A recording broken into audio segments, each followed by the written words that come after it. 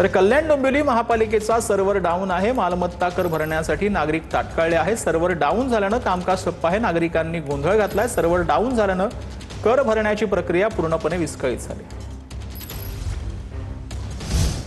तर पुण्यामध्ये बंड गार्डन पोलीस ठाण्यामध्ये उत्तम शिंदे या व्यक्तीच्या विरोधात गुन्हा दाखल करण्यात आला। सहकारी संघाची जागा भाड्याने घेऊन इतर कंपन्यांना भाड्याने दिल्याचा आरोप आहे। प्रवीण दरेकर यांच्या सूचनेनुसार तक्रार दाखल आहे।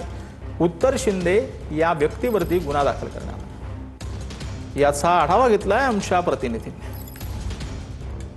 मी सध्या पुण्यातल्या सहकारी भवनच्या जागेमध्ये उभा आहे। उडलँड हॉटेलच्या बाजूला असलेल्या सिटी सर्वे नंबर 2 मध्ये ही आपल्याला ही जागा पाहायला मिळते। या जागेमध्ये सहकारी संघाचं कार्यालय सहकार भवन जे आहे ते पाहायला मिळते। मात्र उत्तमराव शिंदे या व्यक्तीच्या विरोधामध्ये बंड गार्डन पोलीस ठाण्यामध्ये गुन्हा जो आहे तो दाखल करण्यात आलेला आहे। त्याचं कारण म्हणजे ही समोर आपल्याला जी इमारत पाहायला मिळते ही 2 इमारत आहे। त्याच्यामध्ये सहकारी संघाचं एक कार्यालय पाहायला मिळतं, तर दुसऱ्या बाजूला बेसमेंटमध्ये उत्तमराव शिंदे यांच्या कंपनीला ही जागा जी आहे ती भाडे तत्वावरती देण्यात आलेली होती। मात्र काही वर्षांपूर्वी त्यांचा भाडे करार जो आहे तो संपलेला आहे। मात्र ही जागा परस्पररित्या इतर कंपन्यांच्या कार्यालय जे आहे ते थाटण्यासाठी देण्यात आल्याचा आरोप त्यांच्यावरती करण्यात आलेला आहे। बंड गार्डन पोलीस ठाण्यामध्ये गुन्हा जो आहे दाखल करण्यात आलाय। Camera person Abhijit Piseswami, Pradeep Kapse, TV9 Marathi, Pune.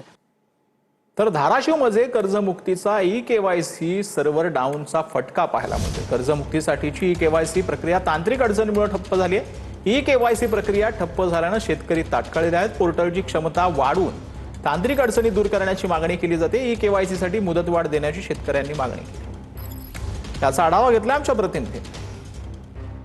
Ahilyadevi Holkar कर्जमुक्ती शेतकरी योजना जी आहे ती सरकारने राबवलेली आहे। त्याची दुसरी यादी जाहीर झालेली आहे। धाराशिव जिल्ह्यातील जवळजवळ 46,000 शेतकरी यामध्ये पात्र आहेत आणि त्यांचं प्रमाणीकरण जे आहे केवायसी ते करण्याचं सुरू आहे। मात्र त्याचं सर्व्हर जी आहे ती स्लो असल्यामुळं शेतकऱ्यांच्या अडचणी वाढलेल्या आपल्याला पाहायला मिळतंय।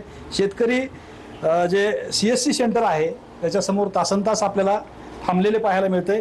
नेमकं अडचण काय आहे आणि केवायसी कधी पूर्ण होईल हा प्रश्न निर्माण झालेला आहे। सर्व्हर डाऊन आणि स्लो असल्यामुळं वेळ लागतोय आणि जिल्ह्यामध्ये 46,000 शेतकरी यांची केवायसी कधी होणार हा मोठा प्रश्न आहे। श्रीराम क्षीरसागर, TV9 मराठी, धाराशिव, उमरगा।